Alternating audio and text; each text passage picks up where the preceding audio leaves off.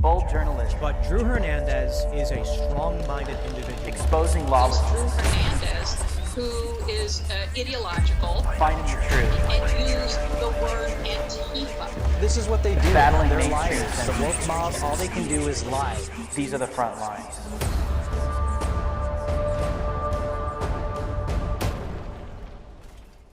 What's going on, thought criminals? Welcome to Frontlines. I am your host, Drew Hernandez. I hope you guys had an amazing weekend.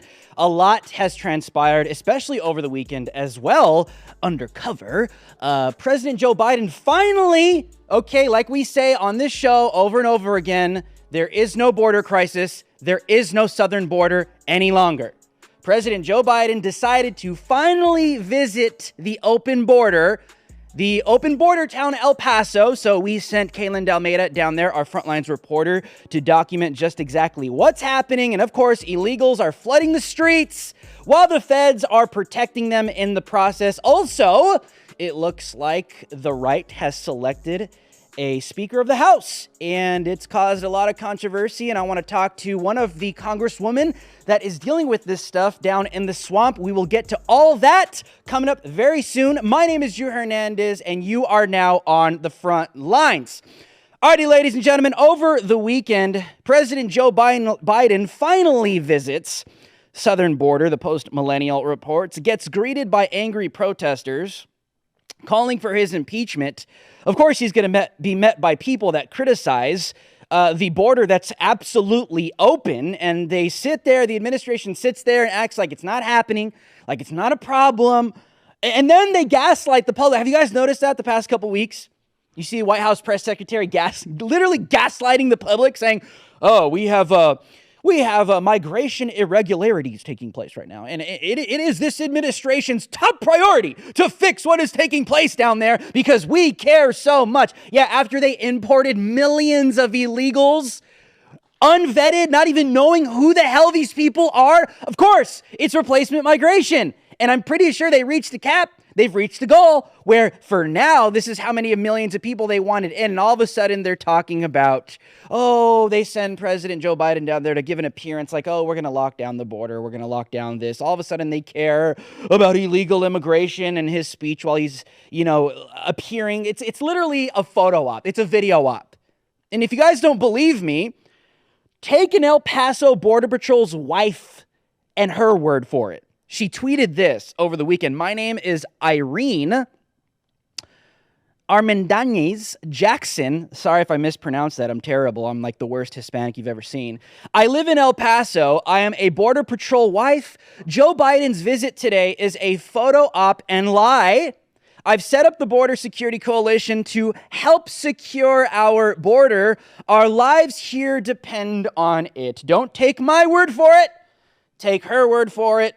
She's the wife of a Border Patrol agent living down there. And there are countless people that live down in these border towns that never get a voice, that get canceled, that get called a racist and this and that because they're kind of pissed off that there are millions of illegals and unknown violent criminals and rapists and human smugglers just flooding their towns, flooding their ranches, getting into shootouts down at the southern border in Arizona. I mean, this has been ongoing, but the administration acts like all of a sudden they care about it. So a couple details went down as the President Biden, made his trip down there. Here's a report from the Daily Caller, completely unprecedented. Hours before Biden's arrival, El Paso is in crisis as illegal immigrants sleep on the streets and crimes run rampant. Hundreds of illegal immigrants were sleeping on the streets and on city buses in the cold weather. And crime is rampant the night before President Joe Biden is set to visit El Paso. Well, what's interesting is Breitbart reports that officials were clearing the homeless migrants from El Paso streets ahead of Biden's visit. So there's quite literally, people sleeping on the streets. We don't know who they are. They could be violent criminals and rapists. They claim to be families. They claim to be asylum seekers. The feds have no idea who these people are, just sleeping on the streets, packing local churches, these NGOs that run cover for the human smugglers and the cartels. And the feds are cleaning up the streets to make it look like it's all okay. This is state propaganda, so that the average normie takes a look at it and says, there's nothing wrong with our country. I don't see millions of illegals. Where are the illegals? I don't see them. These woke-tard idiots actually believe that the federal government cares about them and tells them the truth. They don't. They're mindless and stupid. And that's exactly how they function. Well, Kalen Dalmeda is down there, has been down there. Take a look at this clip of the truth of what is taking place down there in El Paso.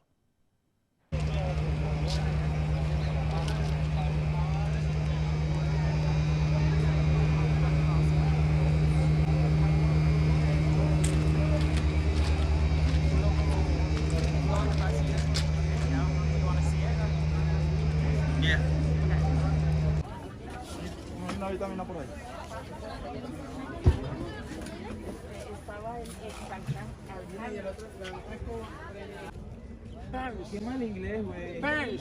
Repite conmigo, pens. Pens. Y el Señor le dijo, no porque escrito está, no con solo pan vivirá el hombre, mas con toda palabra que salga creces porque quiere. Y el Señor le dijo, no tentarás, escrito está de mal, dijo, no tentarás. Así que dice su palabra, dice, porque no se ha adoptado la palabra del Señor, ni el mal, ni se ha tapado su oído. Pero le doy gracias al Señor en esta tarde, porque amigo que me escuchas, en esta tarde, hoy los estados de Estados Unidos, Nueva York, California, Kansas, todos los estados que te puedas imaginar, El Paso, Texas, aquí. ¿Me escuchas? También dice la palabra del Señor.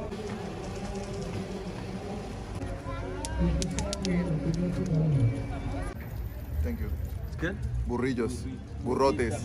Burrotes. Burrotes.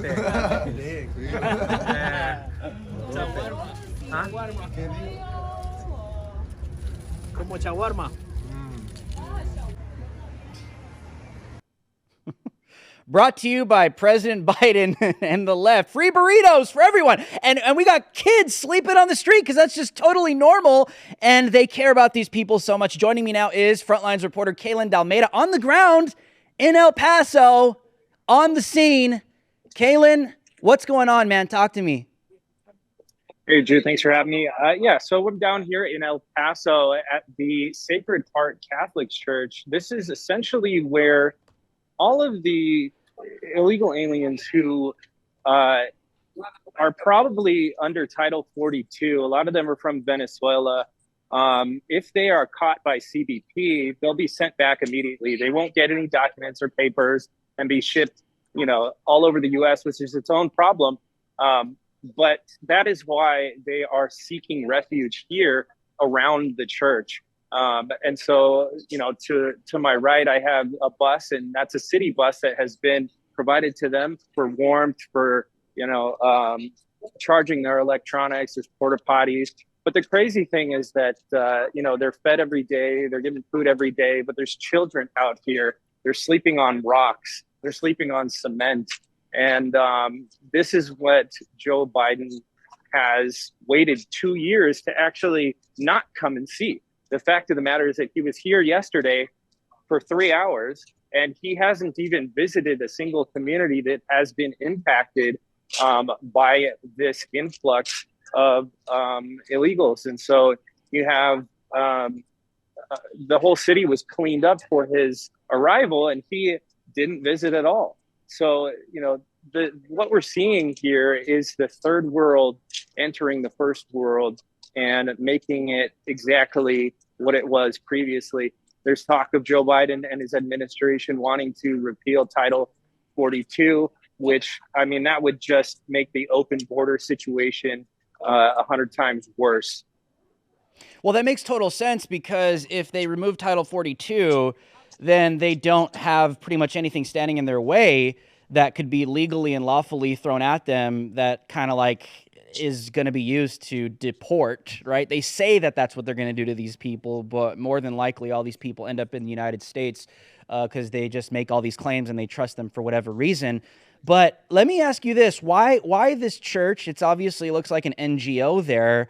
I know you were telling me earlier before the show that are these illegals particularly going to this church to find safety from the federal government? Is that accurate? Yeah, this place in particular, this is the primary spot where once they cross over, they make their way here and basically set up shop. And they already know, because of the country of origin that they're from, that they're just going to be stuck here.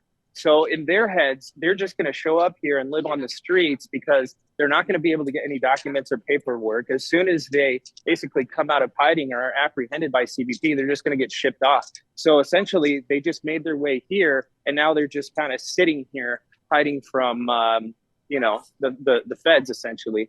Every time CBP rolls around in one of their vans, they either have a full van full of people that they've apprehended already and will be processed or shipped out, either, somewhere else in the U.S., depending on where they're from, or back to South America or wherever it is that they came from. Meanwhile, they actually hop over and hide inside the patio of the church when CBP does actually roll through here, and then CBP can't do anything. So these illegals are hopping into the church or the patio to hide from the feds because they don't want to get deported via Title 42. So this church is obviously an NGO, and they probably hide behind the guise of, freedom of religion, blah, blah, blah, blah, blah. Have you had any conversations with anyone from the church? Or are they like rejecting comment or anything like that? Are they like turning you away? I've been down here for 2 days, and I haven't seen a single person from the church. The church has essentially been locked the entire time. The doors have been closed. I'm told that the church does open and that they allow people in there to do whatever it is you do when you're an illegal alien in the United States and you can't work and you can't, freely exist here. So, at this point, it's unclear exactly no why transparency. It's spot. You're never going to get any transparency. I think it's abundantly clear. All of these like sketchy little areas where it looks like a homeless encampment / swap meet just in an American city. Total embarrassment. Kaylin, thank you so much for joining me.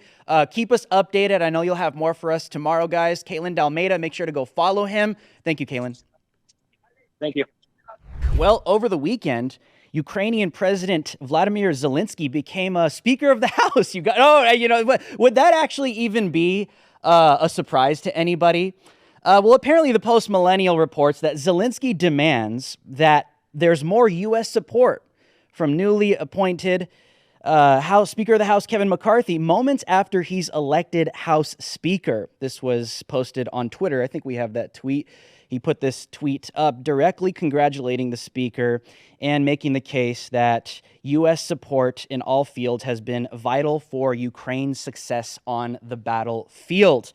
Well, I wanted to get someone that's actually there on the front lines, that is dealing with this stuff on a daily basis. Ladies and gentlemen, I just want to welcome Congresswoman Marjorie Taylor Greene to the front lines. Thank you so much for taking the time to hang out with us today. Yeah, thanks for having me on today.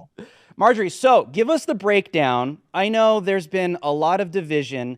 I know all the viewers, especially we're predominantly on Real America's Voice, watching some of you guys just kind of like go head to head, a lot of division. I mean, it's politics. That's going to happen, right? Especially with the America First candidates and leaders.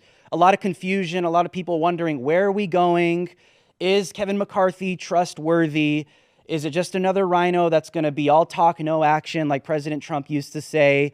Where exactly are we right now? Okay, we can't turn back time and change what's already taken place.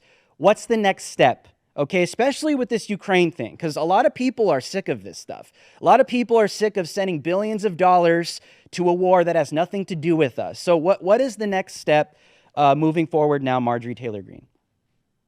Oh, I'm so glad you brought that up. I'm sick and tired of it too. As a matter of fact, I voted no for every single penny that has been sent to Ukraine. I don't support the proxy war with Russia. I think we need to be more concerned, and we should be only engaging on our U.S. southern border, because we are having Americans die every single day from fentanyl poisoning, and we've been invaded by over 5 million people in just the past 2 years under President Biden.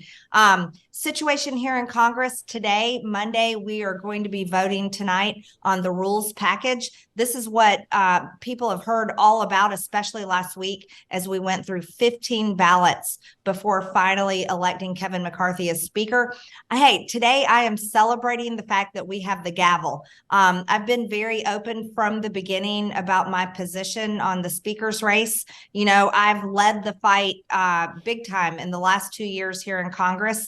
And people know me as a fighter. I have a 100% rating Liberty score from Conservative Review. I have an A from Club for Growth. I'm one of the most conservative members of Congress. I support President Trump, his MAGA America First agenda, but I did not think there needed to be a fight on the Speaker's race because I had been engaged in the conversations, understood the rules package from the beginning, and I live in a political reality where I understand what we can accomplish and what we can't with a Biden-controlled White House and a Democrat-controlled Senate. But the fight everyone saw last week, I do believe it was necessary. And I am kind of glad it happened because the American people don't get to see our conversations in our conference meetings, and they weren't fully aware. But there's a lot of misinformation out there about what happened last week. People are giving full credit to the 20 members of Congress saying that now we are going to have Congress the way it was originally intended. Well, some of that is true and some of it's not true. You see, the main changes that were made last week was really boiled down to one thing, and that was the motion to vacate, meaning we can kick the Speaker of the House out, went from needing 5 members of Congress down to 1 member of Congress. But again, I didn't think it was worth fighting over because 20 members of Congress proved last week that any 20, and that's a lot more than 5, can actually stop any kind of vote from happening. In our Republican-controlled majority, we have 222 Republicans. We need 218 to pass anything on the House floor. And that's why I believe in the power of our voting cards. That's where I have used my power the last 2 years between my voting card and demanding recorded votes on the House floor. I'm the one that led that effort. And some of the people that were engaged in the fight last week followed my lead the past 2 years and helped do that with me. So there's a lot of misinformation, a lot of misunderstanding about the Speaker's race. But now we have to pass the rules package, which we have some moderates are slightly against. None of these things can happen. The good things that we want to do, like investigations, subpoenas of the Biden administration, holding Twitter files, Twitter accountable, looking into COVID origins. I want to investigate the vaccines. I want to investigate the DC jail. I want to impeach Joe Biden. I've been upfront and honest of that the whole time. We need to impeach Secretary Mayorkas. People need to be held accountable, but we can't do it until we get this rules package passed and we can move forward. One more thing I'd like to add, I really want to get my House resolution to audit Ukraine. I want to get that passed, and I'm excited to have huge support in the conference for that, even some of the moderates. So that's a big thing that I want to get done. Congresswoman, I wanted to ask you as well, because I think a lot of the viewers are asking themselves these questions as well, is if we start to see some serious rhino behavior and we kind of see, you know, the Speaker of the House throwing conservatives, patriots, America First lovers under the bus and this country further under the bus, will we be able to count on you to hold that individual accountable to the claims that he's making, that he will have some kind of American conservative agenda? Can we count on you to hold him accountable if we start to see things lean in a different way? Absolutely. There's no change in me whatsoever. I'm here. I'm sent here by my district. I am the person that I am, and I'll just let people watch my actions and judge me there, not necessarily by my words. That's something I believe in. Judge people's actions, not their words. And I'm also someone, I believe in working and I believe in serving my customer. I see the American people as my customer. My district is my customer. And to me, it's not about a personality. It's not even about a person. I really hate the Never Trump movement. That's something that I believe has hurt our party a lot. And so I'm asking people, don't be the party of never, no matter who it is. Let's get engaged. Let's hold people accountable. Let's do the work. And Kevin McCarthy supports an agenda that I can get behind. And again, I want to remind everyone, we can't pass anything without 218 votes, and there's 222 Republicans in Congress, which means our voting cards have a lot of power. Mine does especially, and I promise you I'll be using it just the same way that I always have been. And I'll just let people watch my actions and judge me there. And don't forget this. President Trump endorsed and supported Kevin McCarthy to be Speaker. Jim Jordan endorsed, supported, nominated, and voted for Kevin McCarthy to be Speaker. Over half the Freedom Caucus voted for Kevin McCarthy to be Speaker, just like I did. So I'm not a standalone. It's just that everybody seems to be wanting to use me for the punching bag. But again, I'm not going to let that sway me. Everyone knows that I am the same person I was last week, the month before. I'm the same person today. And I look forward to getting to work to defeat the Democrats, because that's what we should be focused on. Well, there you have it, ladies and gentlemen. In her own words, Congresswoman Marjorie Taylor Greene, thank you so much for joining me on the front lines today and taking this time to hang out with us. Thanks a lot. I appreciate it. Well, there you have it, ladies and gentlemen. You guys all know, especially on this show, the A word is a huge word for me and all the viewers. Accountability is 100% necessary for anyone that's in elected position, for anyone, whether they're on the left or the right. If they make one claim, but they do the complete opposite, always have to watch what people are doing, not just so much what they're saying. So anytime we see some action that is hypocritical, whether, like I said, on the left or the right, we have to hold these policymakers accountable to their words, that they match up with their actions, and we will 100% see where all of this goes. It's obvious that this country is in a very, very fragile state. Things are not the way they used to be. It's not like the left versus the right any longer and just having political disagreements.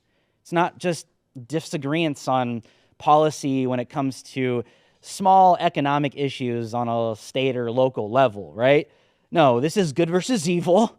This is some evil entities out there that are pushing the mutilization of the genitals of kids, murdering babies by the millions, selling this country out by the billions, possibly the trillions if we really did see what the real amount was, not only to the CCP, but also to Ukraine, where it's totally America last. And like I've always said on this show, if the behavior begins to display America last and not America first, I don't care what title they have. Don't go based off of titles. That's low IQ thinking, like the left. Be high IQ. Watch people and their actions and what they do on a consistent basis. That is how we judge our leaders, and we hold them accountable at the same time. My name is Drew Hernandez. These are the front lines. I'll see you guys on the next one. We must play offense. Game on. You expect the rest of the world to live in La La Land. We're not. We've been saying these things from day one. Our solemn vow to you, be good, be brief, be gone. You might find yourself changing your opinion on things you've never even thought twice about. That really sets America apart. You are not ready for season 2. This is Reloaded. My life tale and my truth has been to fight socialism. Are you familiar with structural racism? Yeah, it's a myth.